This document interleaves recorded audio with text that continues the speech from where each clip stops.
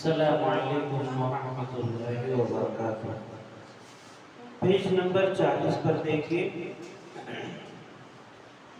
یہاں پر ایک ٹائٹل لکھا ہوا ہے نبی کریم صلی اللہ علیہ وسلم کے فرمان، حدیثیں۔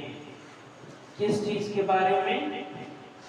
ابھی جو کل کا درس تھا، کل کا پروگرام ہوا، اس میں بتلایا گیا کہ اللہ اور اس کے رسول صلی اللہ علیہ وسلم کی اطاعت کرنا یہ کتنا زیادہ اہم ہے، اور ان کی نافرمانی کرنا یہ کتنا خطرناک ہے، کتنا نقصان دہ ہے۔ آج وہی بات حدیث کے حوالے سے بتلائی جا رہی ہے کہ اللہ کے نبی صلی اللہ علیہ وسلم نے اپنی اطاعت اور فرما برداری کو مسلمانوں کے لیے کتنا زیادہ اہم بتلایا ہے، اور آپ کی نافرمانی کرنا ہمارے لیے کتنا زیادہ خطرناک ہوگا۔ اس میں سب سے پہلے حدیث ہے، تم میں سے کوئی شخص اس وقت تک ایمان والا نہیں ہو سکتا جب تک میں اس کے نزدیک اس کے ماں باپ اور اولاد اور سارے لوگوں سے زیادہ محبوب نہ ہو جاؤں۔ یہ ایک چھوٹا سا واقعہ ہے، یہ ابھی جو پہلے نمبر کی حدیث آپ پڑھے ہیں، یہ ایک چھوٹا سا واقعہ ہے۔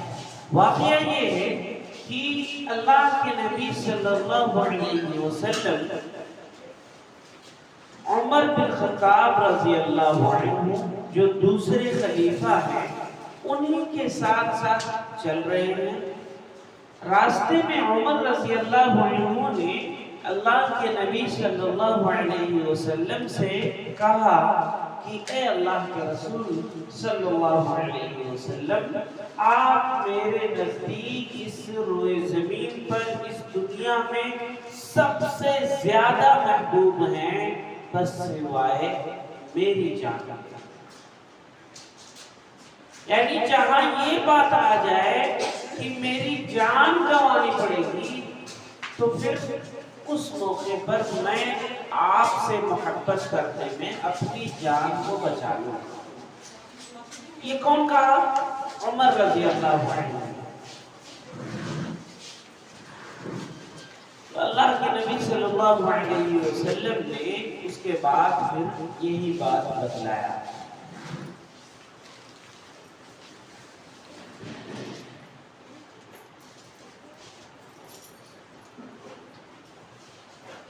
نمبر دوسری حدیث ہے، جس میں میری سنت سے محبت کی گویا اس نے مجھ سے محبت کی، اور جس نے مجھ سے محبت کی وہ میرے ساتھ جنت میں ہوگا۔ اللہ کے نبی صلی اللہ علیہ وسلم سے اگر محبت کیا کسی نے تو وہ کہاں ہوگا؟ اس کا بدلہ کیا ہوگا کہ وہ جنت میں ہوگا، اور نہ صرف جنت میں ہوگا بلکہ جنت میں بھی وہ نبی صلی اللہ علیہ وسلم کے ساتھ میں ہوگا۔ یہ بھی ایک بڑی خوبی ہے۔ نمبر 3، جو میری سنت سے منہ پھیرے گا وہ مجھ سے نہیں ہے، یعنی میری امت میں اس کا شمار نہ ہوگا، اور تم میری سنت چھوڑ دو گے تو گمراہ ہو جاؤ گے، بلکہ کافر بھی ہو جاؤ گے۔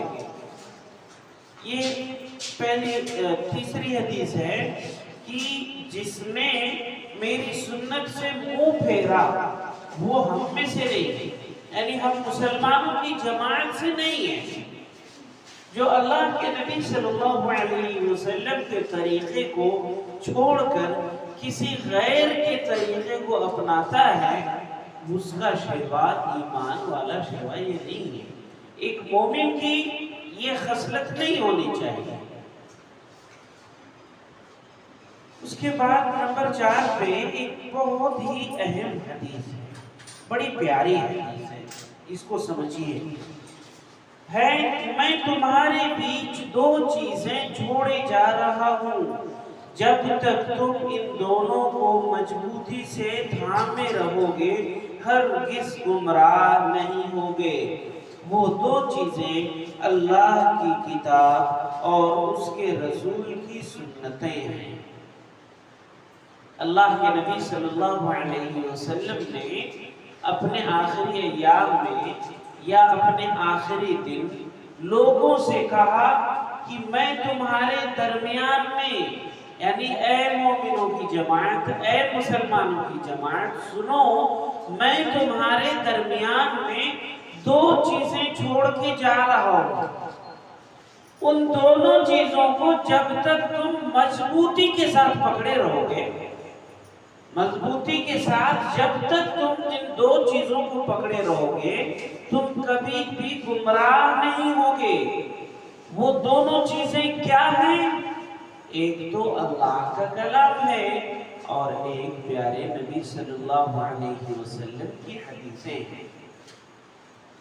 ان کو مضبوطی سے پکڑے رہو۔ مضبوطی سے پکڑنے کا مطلب یہ نہ سمجھے کہ ایسے ہاتھ سے خوب ٹائٹ کر کے قرآن مجید کو پکڑ لو، نہیں۔ مضبوطی سے پکڑنے کا مطلب کہ اپنی زندگی کو اسی قرآن مجید اور حدیث رسول کے مطابق ڈھال لو، سنوار لو اپنی زندگیاں اسی کے مطابق، اپنے عقائد کی اصلاح کر لو انہی دونوں کے ذریعے سے۔ تو یہ پیارے نبی صلی اللہ علیہ وسلم نے اس بات میں اس کی وضاحت کیا ہے۔ اس حدیث سے پتہ چلتا ہے کہ مسلمانوں کے اندر جو بہت ساری طرح کی گمراہیاں ہیں، اس کی اصل جڑ اور بنیاد کیا ہے، کیا وجہ ہے کہ لوگوں نے قرآن اور حدیث کو چھوڑ دیا ہے۔ یہ کتاب و سنت اجنبی ہو گئے۔ اب لوگ کہتے ہیں قرآن مجید اور حدیث کی باتوں کو لوگوں کے باتوں پر، سماج پر اس کو پرکھتے ہیں کہ اگر یہ بات صحیح ہے، اگر قرآن مجید میں یہ والی بات کہی گئی ہے، تو پھر کیا اتنے سارے لوگ دنیا بھر میں، اتنے سارے لوگ یہ سب غلط کرتے ہیں؟ اب قرآن مجید کو چیک کیا جاتا ہے ان عوام کے عمل سے، اتنی گمراہیاں ایسی پھیل گئی۔ یہ نہیں سوچتے کہ یہ سارے لوگ غلط ہو سکتے ہیں، اس لیے کہ اللہ تعالیٰ نے اس کے خلاف کوئی اور بات کہی ہے، یہ نہیں سوچیں گے۔ تو لوگوں کی گمراہی کا بڑا سبب یہی ہے کہ لوگوں نے قرآن اور حدیث کو سمجھنا، اس پر عمل کرنا چھوڑ دیا ہے۔ پانچویں بات جو ہے حدیث کی، یہ بھی بہت امپورٹنٹ ہے، بہت اہم ہے۔ صحابہ کرام نے جب یہ والی بات سنی تو انہیں بڑا تعجب بھی ہوا تھا۔ کیا بات ہے؟ سنیے، میری امت کے سارے لوگ جنت میں جائیں گے سوائے ان لوگوں کے جنہوں نے انکار کیا۔ بات عجیب سی نہیں لگ رہی ہے؟ میری امت کے سارے لوگ جنت میں جائیں گے سوائے ان لوگوں کے جو جنت میں جانے سے انکار کر دیں۔ عجیب سی بات نہیں لگ رہی ہے؟ صحابہ کرام کو بھی یہ بات بڑی عجیب سی لگی، تعجب ہوا۔ انہوں نے بھی پوچھا کہ اے اللہ کے رسول صلی اللہ علیہ وسلم، انکار کس نے کیا؟ جنت میں جانے سے انکار کس نے کیا؟ بھلا کیا کوئی ایسا بھی بد نصیب اور بدقسمت انسان ہے کہ جو جنت میں ہی جانے سے انکار کرتے؟ آگے اللہ کے نبی صلی اللہ علیہ وسلم نے فرمایا، آپ نے فرمایا جس نے میری اطاعت کی وہ جنت میں داخل ہوگا، اور جس نے میری نافرمانی کی اس نے انکار کیا ہے۔ یعنی نبی صلی اللہ علیہ وسلم نے جو بھی طریقہ سکھلایا ہے، جو بھی بات بتلا دیا ہے، اس کو ماننے والا شخص، اس کو ایکسپٹ کرنے والا شخص، وہ کہاں جائے گا؟ وہ جنت میں جائے گا۔ اور جو اللہ کے نبی صلی اللہ علیہ وسلم کے طریقے سے ہٹ جائے گا، کوئی اور طریقے پر چل پڑے گا، اللہ کے نبی صلی اللہ علیہ وسلم کے قول کے مطابق، آپ کی باتوں کے، آپ کی حدیث کے مطابق، اس شخص نے گویا جنت میں جانے سے انکار کر دیا کہ ہم جنت میں نہیں جائیں گے۔ یعنی اس نے انکار نہیں کیا ہے زبان سے، لیکن عمل اس کا ایسا ہے، اس کا عمل ایسا ہے کہ جیسے اس نے انکار ہی کر دیا۔ اس لیے کہ جنت میں جانے والے شخص کے عمل تو ایسے نہیں ہوتے کہ وہ اللہ اور اس کے رسول کی باتوں سے ہٹ کر کے نافرمانیوں والے کام کرتا رہے، یا نیک کام کرتا بھی ہے تو وہ کوئی اور کے طریقے پر کرتا ہو۔ یہ بھی ایک بڑی غلطی ہے کہ بہت سارے کام ایسے ہیں جو اللہ اور اس کے رسول نے منع کیا ہے، وہ کام کیے جاتے ہیں۔ بہت سارے کام ایسے ہیں کہ جو اللہ اور اس کے رسول صلی اللہ علیہ وسلم نے کہا ہے کرنے کو، لوگ کرتے بھی ہیں، لیکن جو طریقہ رسول اللہ صلی اللہ علیہ وسلم نے سکھایا ہے اس طریقے پر نہیں کرتے ہیں، ہٹ کر کوئی اور طریقہ اپناتے ہیں۔ نماز کا حکم اللہ اور اس کے رسول نے دیا ہے، طریقہ رسول اللہ صلی اللہ علیہ وسلم نے سکھایا ہے نا، صحابہ کرام کو سکھایا، انہوں نے وہ باتیں اپنے بعد والوں تک پہنچائی، محدثین تک بات پہنچی، انہوں نے تمام حدیثوں کو اکٹھا کر کے کتابیں بنائی، ان کتابوں میں موجود ہیں وہ ساری باتیں، وہ سارے طریقے جو آج بھی محفوظ ہیں۔ لیکن مسلمانوں کی بہت بڑی جماعت کیسی ہے کہ وہ نماز تو پڑھیں گے، لیکن اللہ کے نبی صلی اللہ علیہ وسلم کا طریقہ کیا رہا ہے وہ جاننے کی ضرورت نہیں ہے۔ انہیں کیا جاننا ہے؟ فلانے امام صاحب جن کے ہم پیروی کرتے ہیں، جن کی ہم تقلید کرتے ہیں، انہوں نے کیسا طریقہ اپنایا ہے، انہوں نے کیا طریقہ سکھایا ہے، وہ جاننے کی کوشش کریں۔ ان کے بارے میں آپ جانیں یا نہ جانیں، لیکن اللہ کے نبی صلی اللہ علیہ وسلم کا کیا طریقہ رہا ہے یہ ضرور جانیے۔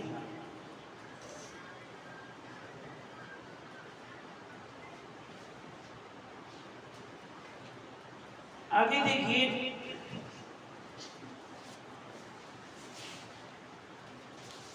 ہمارا وطن جنت ہے، ہمارا وطن جنت ہے، اس کا مطلب 15 اگست اور 26 جنوری کے حساب سے اس جملے کو نہ سمجھیں۔ ہمارا وطن جنت ہے مطلب آپ سمجھ لیں کہ ہمارا دیش کی یہ زمین جو ہے، ہماری دیش کی زمین جو ہے یہ جنت ہے ہمارے لیے، آپ اس حساب سے نہ سمجھیں۔ یہاں حقیقت میں سمجھیں کہ ہمارا اصلی وطن کیا ہے؟ جنت ہے۔ اب ہم اپنے اصلی وطن اس جنت میں جانا چاہتے ہیں یا نہیں جانا چاہتے؟ یہی بات آگے اس میں بتلائی جائے گی۔ دیکھیں، ہمارا اصل وطن جنت ہے جو ہمیشہ ہمیشہ رہنے والی اور رحمت کی جگہ ہے۔ اللہ تعالیٰ نے آدم علیہ السلام کو بنا کر یعنی پیدا کر کے ان کے رہنے کی جگہ جنت کو قرار دیا، اور آدم علیہ السلام کی پیٹھ سے ان کی اولاد نکالی، یعنی قیامت تک پیدا ہونے والی روحیں، اور خود انہی کو ان کا گواہ بنا دیا۔ اور اللہ تعالیٰ نے سوال کیا، کیا میں تمہارا پرورش کرنے والا نہیں ہوں؟ تو سب نے جواب دیا کہ بے شک تو ہی ہمارا رب ہے۔ یہاں آپ تھوڑا سا سمجھیے، اس میں بتلایا گیا کہ ہماری اصل جگہ، ہمارا اصل وطن جنت ہے۔ کیوں جنت ہے؟ آدم علیہ السلام کو جو ہم سب کے دادا ہیں، ان کو جب پیدا کیا گیا تو سب سے پہلے کہاں رکھا گیا؟ جنت میں۔ جنت میں ان سے کچھ غلطی ہو جانے کی وجہ سے، ہو جانے کے بعد انہیں وہاں سے نکال کے دنیا میں بھیجا گیا، اور دنیا میں ہم سب لوگ یہاں ایک کے بعد ایک، ایک کے بعد ایک آتے گئے، پیدا ہوتے گئے، مرتے گئے، یہ پوری انسانیت کی ایک لمبی نسل چلتی گئی۔ اللہ تعالیٰ نے دنیا میں بھیجنے کے بعد کیا کہا کہ ایسا ہے تم میں سے جو بھی ہماری جانب سے بھیجے گئے رسولوں کی پیروی کریں گے، ان کی اتباع کریں گے، ان کی باتیں مانیں گے تو ان کے لیے جنت ہے، اور جو ایسا نہیں کریں گے، نافرمانیاں کریں گے، ان کے لیے دوزخ کی آگ۔ واضح کر دیا، سورہ بقرہ میں بھی اللہ تعالیٰ نے اس کا تذکرہ کیا ہے۔ اب جب دنیا میں بھیج دیا اور ہمارے لیے دو راستے بتلا دیے، یہ راستہ جنت کو جانے والا سیدھا راستہ، باقی جتنے راستے وہ سب جہنم کو جانے والے، شیطان کے راستہ بتلا دیا، دو طرح کا راستہ ہمیں اختیار دے دیا اور بتلا دیا کہ تمہاری اصل جگہ کیا ہے، وہ جنت ہے۔ اب اس جنت میں جانا چاہتے ہیں تو اس کا الگ راستہ ہے، باقی اور جو راستے ہیں وہ بہت سارے انگنت راستے ہیں، وہ سب کے سب گمراہیوں والے راستے ہیں۔ اب ہمیں اصلی وطن اپنے جانا ہے تو اس کے راستے پر ہمیں چلنا پڑے گا، ہمیں کوئی اور راستے پر نہیں چلنا ہے۔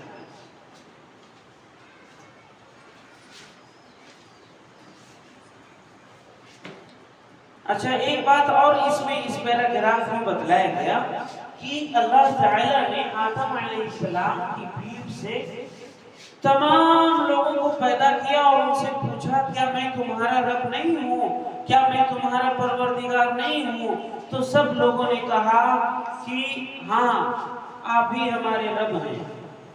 یہ قرآن مجید میں یہ بات موجود ہے۔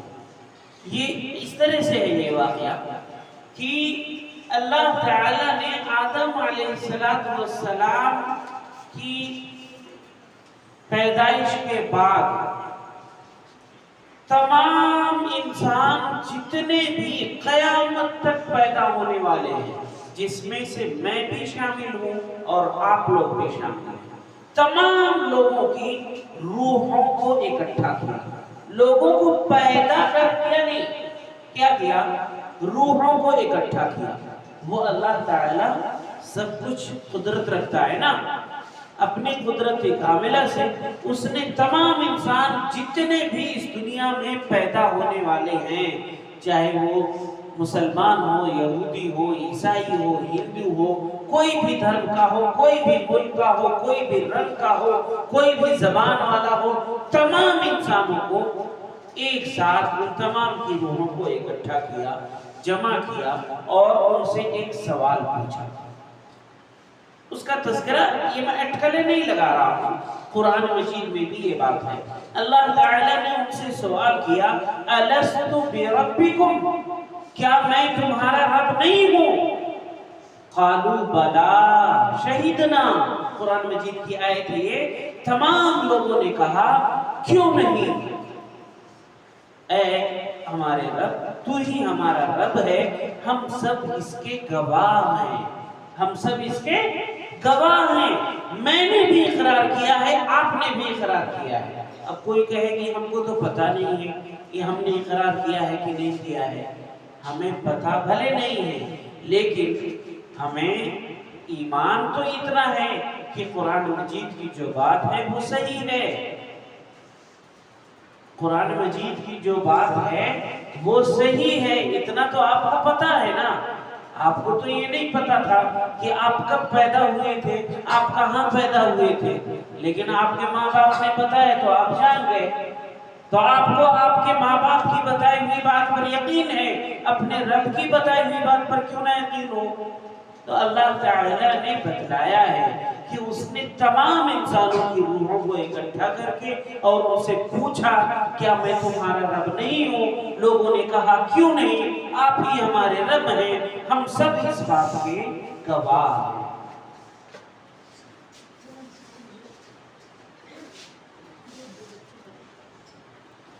آگے دیکھیے، پیج نمبر 42 ہے یہ،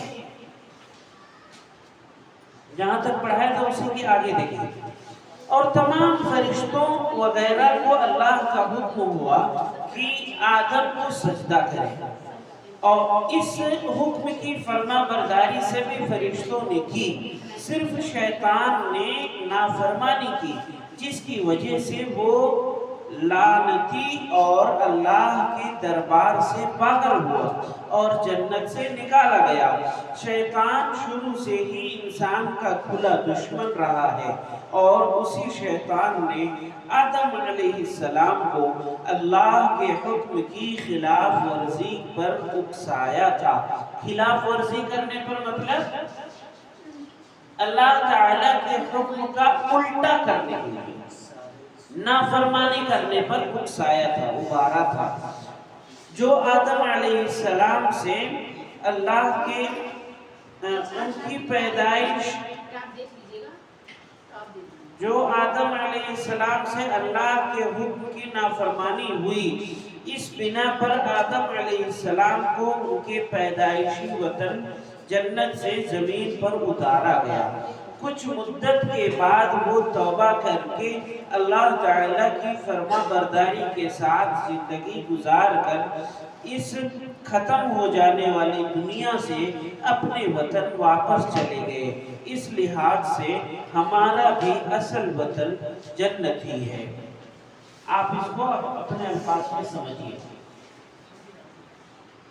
اللہ تعالیٰ نے آدم علیہ السلام کو جب پیدا کیا تو اس کے بعد فرشتوں کو حکم دیا کہ آپ سب لوگ آدم علیہ السلام کا سجدہ کریں۔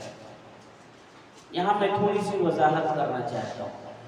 اس سجدے سے مراد کوئی اور چیز نہیں ہے۔ کبھی آپ یہ سوچ رہے ہو کہ فرشتوں کو سجدہ کا جو حکم دیا گیا اس کا مطلب کوئی اور چیز ہے، یہ وہ سجدہ نہیں ہے جو سجدہ ہم لوگ کرتے ہیں۔ سجدہ کا ہی حکم ہوا تھا، اس سے کوئی اور مراد نہیں ہے، اور فرشتوں نے آدم علیہ السلام کا سجدہ کیا بھی تھا۔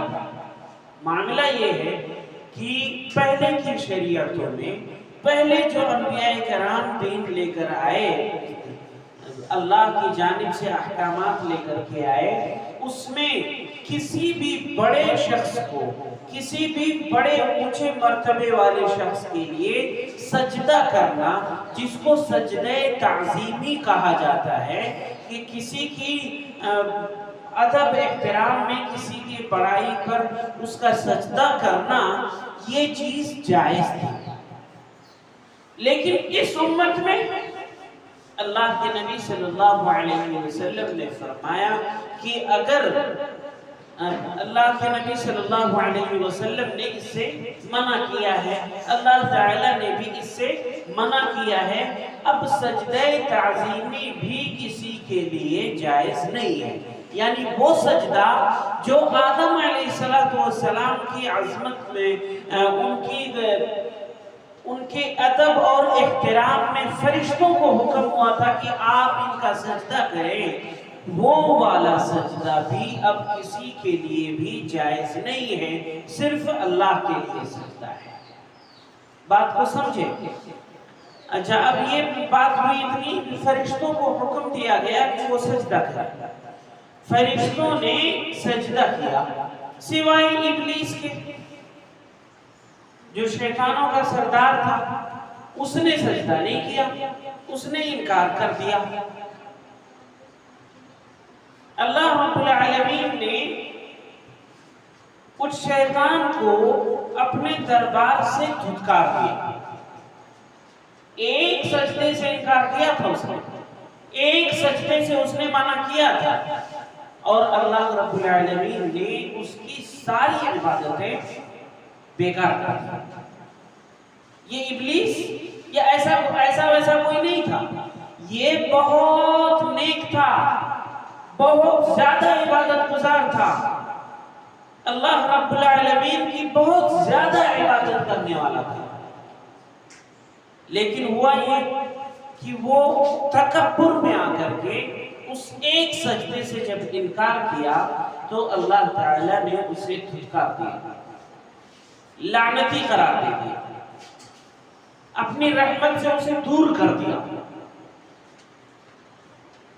اور پھر کیا ہوا کہ اسے جو اللہ رب العالمین کی طرف سے ذلت و رسوائی ملی اس کی غلطی کی ہی بنا پر، اس نے آدم علیہ السلام سے اور ان کی اولاد سے دشمنی کر دیا ہمیشہ کے لیے۔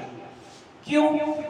ہم جانتے ہیں انسانوں کی عادت ہے، ہم لوگوں کی عادت ہے، ہمارے اندر بھی یہ فطرت ہے کہ اگر ایک شخص نے ہمارا بہت زیادہ نقصان کیا ہے، کسی شخص کے ساتھ میں رہتے ہوئے ہمارا بہت زیادہ نقصان ہو گیا ہے، بہت بڑا کوئی نقصان ہو گیا ہے، اب ہمارے اس کے ساتھ دشمنی ہو جاتی ہے۔ نقصان اگر انتہائی بڑا ہے تب کیا ہوتا ہے، وہ دشمنی اس کی اولادوں تک چلتی رہتی ہے۔ اب شیطان کا تو بہت بڑا نقصان ہوا ہے نہیں کہ وہ اللہ تعالیٰ کے دربار سے دھتکار دیا گیا ہے، وہ جہنمی قرار دے دیا گیا ہے، وہ لعنتی قرار دے دیا گیا ہے، بہت بڑا نقصان ہوا ہے۔ اب وہ آدم علیہ السلام کا بھی دشمن تھا اور ان کی آنے والی اولاد جو قیامت تک آ رہی ہے ان تمام اولاد کا وہ دشمن ہے۔ کون؟ شیطان، ہم سب کا سب سے بڑا دشمن۔ کون؟ ہاں، یہ صرف کہنے کی بات نہیں ہے، شیطان سچ مچ یہ ہمارا دشمن ہے جو ہمیں ہر پل گمراہ کر دینا چاہتا ہے، ہر پل وہ ہمیں اللہ اور اس کے رسول سے غافل کر دینا چاہتا ہے، ان کے راستوں سے ہٹا دینا چاہتا ہے۔ تو وہ شیطان آدم علیہ السلام کے پاس آیا جب وہ جنت میں تھے اور انہیں بہکایا، انہیں پھسلایا کہ یہ والے درخت کا پھل جو ہے نا، یہ آپ کو کھانے سے اس لیے منع کیا گیا ہے کہ آپ کھا لیں گے تو ہمیشہ ہمیشہ جنت میں رہ جائیں گے، اس لیے آپ کو منع کیا گیا ہے کہ آپ یہ والا پھل نہ کھائیں۔ قسم بھی کھایا، اللہ کی قسم میں صحیح کہہ رہا ہوں، میں سچ کہہ رہا ہوں، میری بات پر یقین کرو، قسم بھی کھایا۔ آدم علیہ السلام اس کے بہکاوے میں آ کر کے وہ پھل کھا لیتے ہیں اور اس کے بعد وہ غلطی ان سے سرزد ہو گئی۔ اللہ رب العالمین نے انہیں واپس پھر دنیا میں بھیج دیا، دنیا میں بھیج دیا۔ دنیا میں انہوں نے اچھے بھلے کام کی، توبہ کی، اللہ تعالیٰ کی عبادات کی، اللہ کے بتلائے ہوئے طریقے کے مطابق زندگی گزاری، وفات پائی اور واپس اپنے اسی پہلے وطن میں جنت میں چلے گئے۔ تو ہمارا اصل وطن کیا ہے؟ جنت ہے۔ اب ہمیں اس اپنے اصلی وطن جنت میں جانا ہے یا نہیں جانا ہے؟ اگر جانا ہے تو ہمیں اللہ اور اس کے رسول کی بات کو ماننی پڑے گی اور عبادت اللہ کی کرنی پڑے گی۔ اس عبادت میں طریقہ کس کا بتلایا ہوا ہوگا؟ رسول اللہ صلی اللہ علیہ وسلم۔ ہم نماز پڑھیں گے لیکن نماز کون سی ہوگی؟ محمدی نماز ہوگی، عبادت اللہ کی ہوگی اور طریقہ رسول اللہ کا ہوگا صلی اللہ علیہ وسلم۔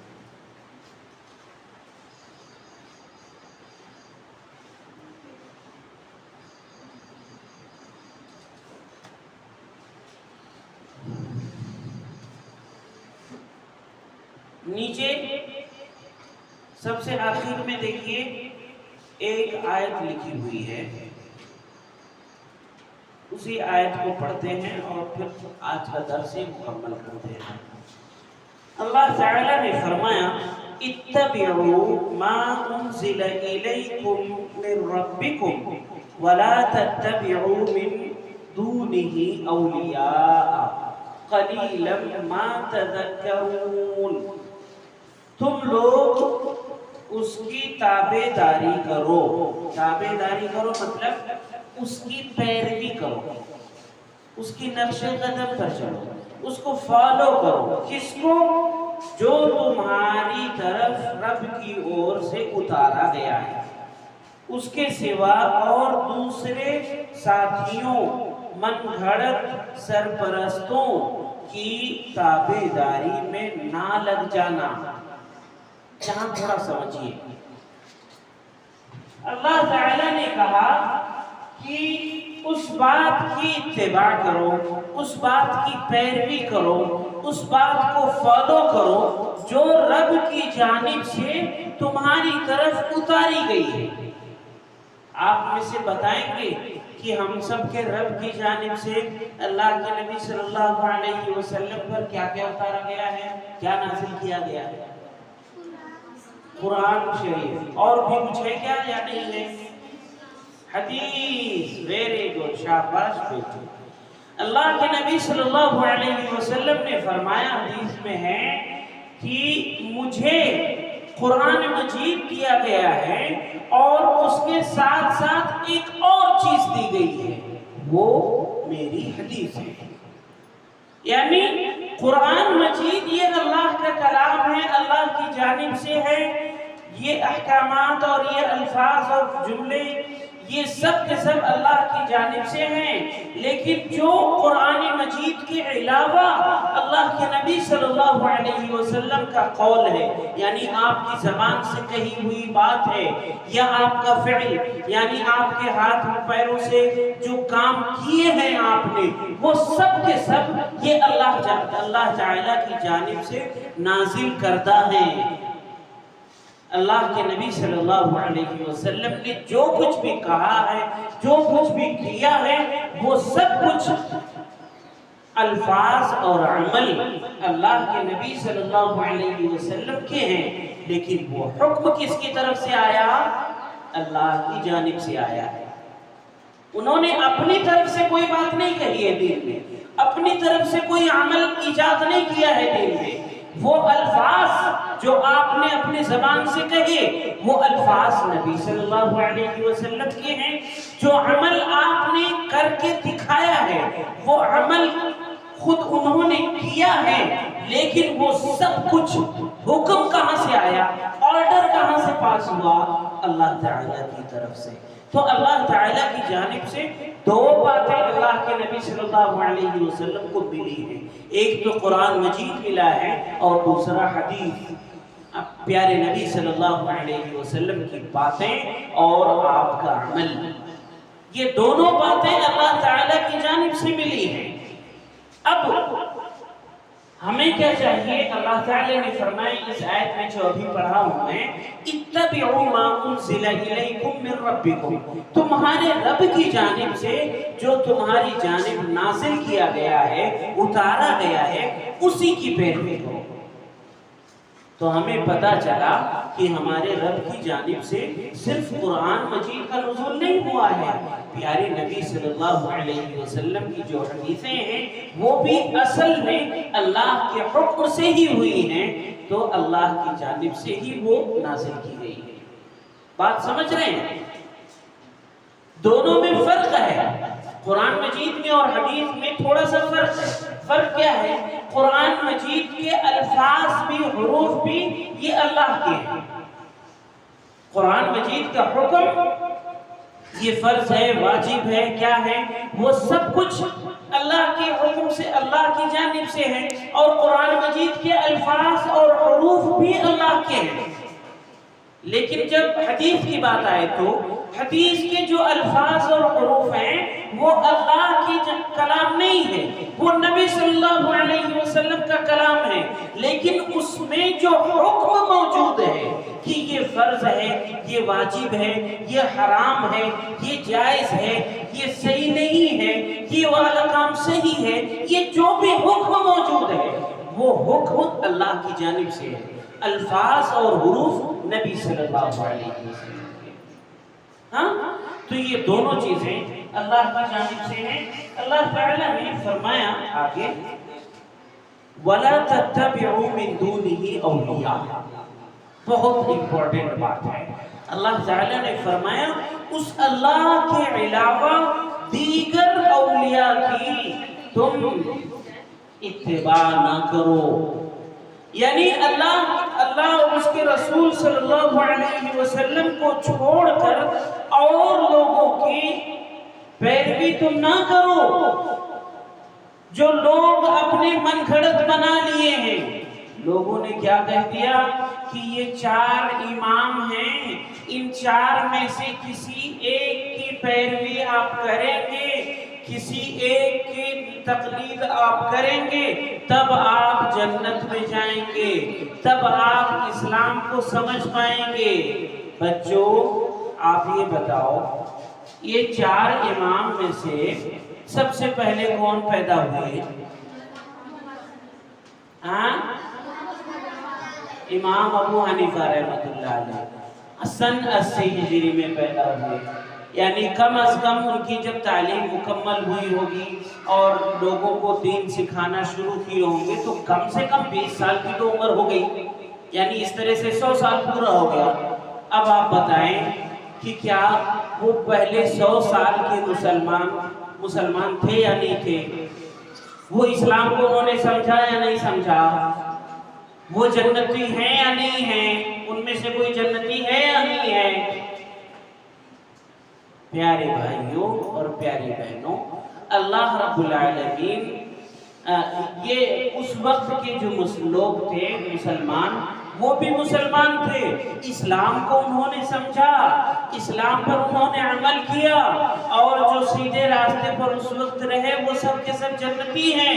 تو اگر اس زمانے کے لوگ ان 4 اماموں کو چھوڑ کر وہ دین کو سمجھ سکتے ہیں تو آج کا کوئی مسلمان ان کی تقلید کے نہ کر کے وہ اللہ اور اس کے رسول کی باتوں کو کیوں نہیں سمجھ سکتا ہے؟ یہاں بات سمجھنے کی یہ ہے، ہم یہ نہیں کہتے کہ آپ ان 4 اماموں کو نہ مانیں۔ الزام لگایا جاتا ہے نا کہ یہ تو اماموں کو نہیں مانتے، تو میں یہ کہہ رہا ہوں کہ میں یہ نہیں کہتا کہ آپ ان 4 اماموں کو نہ مانیں، میں یہ نہیں کہتا، میں تو یہ کہہ رہا ہوں کہ آپ ان میں سے کسی کی بھی تقلید نہ کریں، آپ ان کی تقلید نہ کریں۔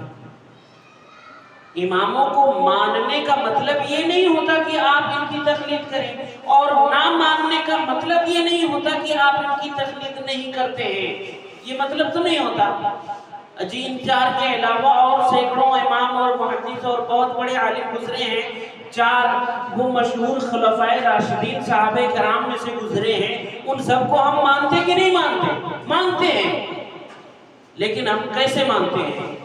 ان کا ادب عزت اور احترام کرتے ہیں، لیکن ہم ان کی پیروی نہیں کرتے ہیں۔ ماننے کا مطلب ان کے نقش قدم پر چلنا نہیں ہوتا ہے۔ یہ خصوصیت رسول اللہ صلی اللہ علیہ وسلم کے ساتھ خاص ہے۔ اس کی ایک مثال ایسے سمجھیں کہ عیسائی لوگ کہتے ہیں مسلمانوں کے بارے میں کہ یہ لوگ عیسیٰ علیہ السلام کو نہیں مانتے،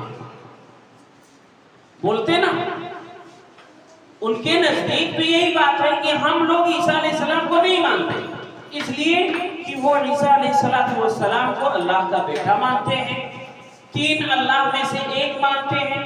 ہم لوگ ویسا نہیں مانتے، ہم تو کہتے ہیں کہ وہ نہ اللہ ہے نہ اللہ میں سے ایک ہے، یعنی 3 اللہ میں سے ایک بھی نہیں ہے، اور نہ ہی اللہ کے بیٹے ہیں، والعیاذ باللہ، یہ سب کے سب گناہ ہیں، شرکیہ اور کفریہ باتیں ہیں۔ ہم کیا کہتے ہیں کہ یہ تو اللہ تعالیٰ کے ایک رسول ہیں جو اللہ کے حکم سے معجزاتی طور پر اس دنیا میں پیدا ہوئے ہیں۔ اب جیسا وہ مانتے ویسا ہم نہیں مانتے، اس لیے وہ ہمارے اوپر الزام لگاتے کہ یہ تو عیسیٰ علیہ السلام کو نہیں مانتے۔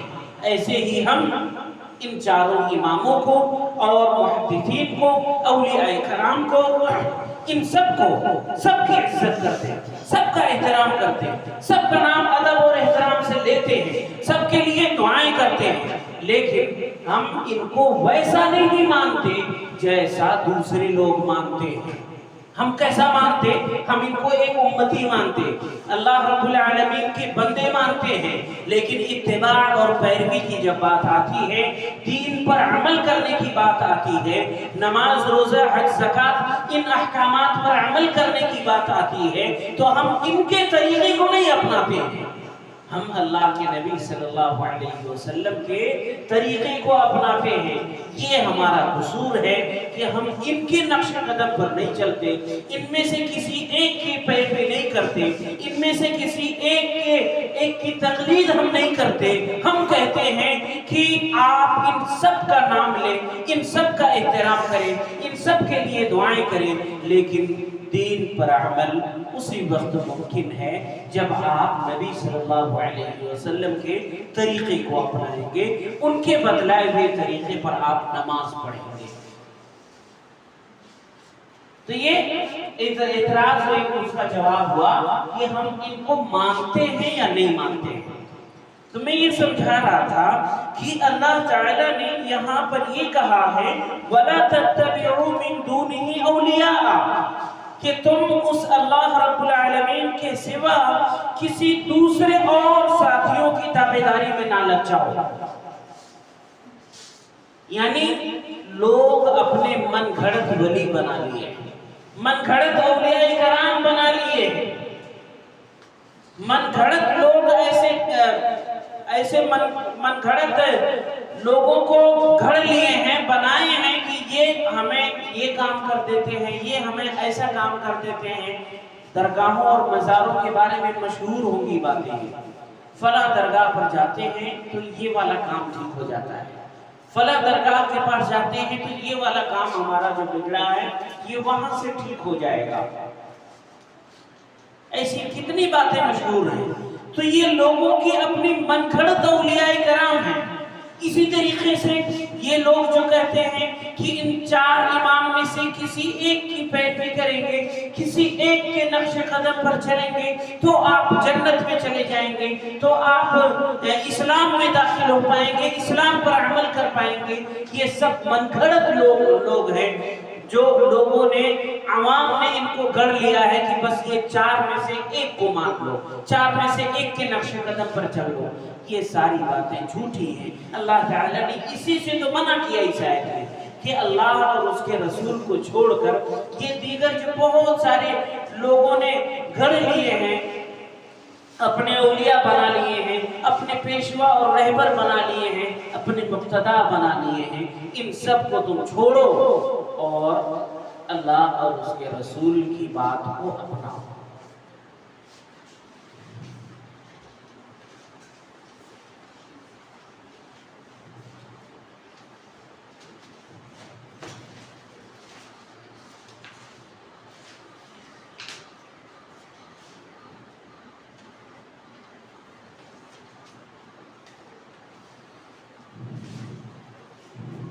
آخری پیج میں ایک نظم ہے، یہ نظم آپ لوگ پڑھیے اور سمجھیے، بڑا مزہ آئے گا اس نظم کے پڑھنے میں.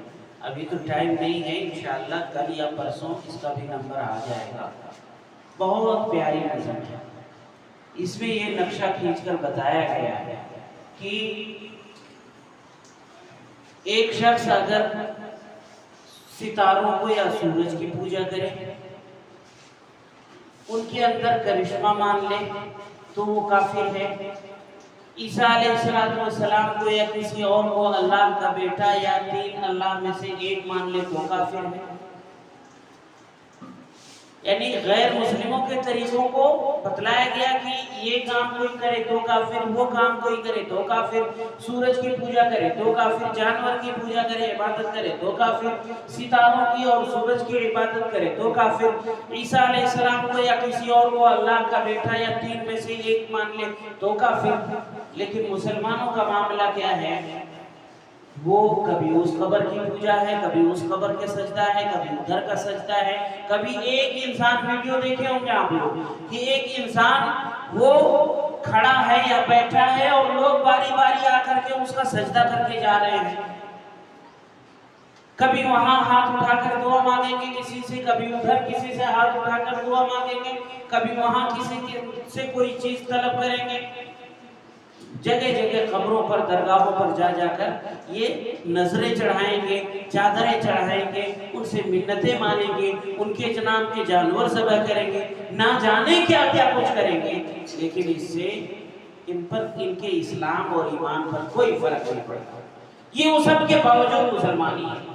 بڑی پیاری نظم ہے. پوری نظم آپ بہت غور سے پڑھیے. انشاءاللہ میں بھی اس کو کل پرسوں میں کسی دن کی کلاس میں اس کو سمجھاؤں گا، بتاؤں گا.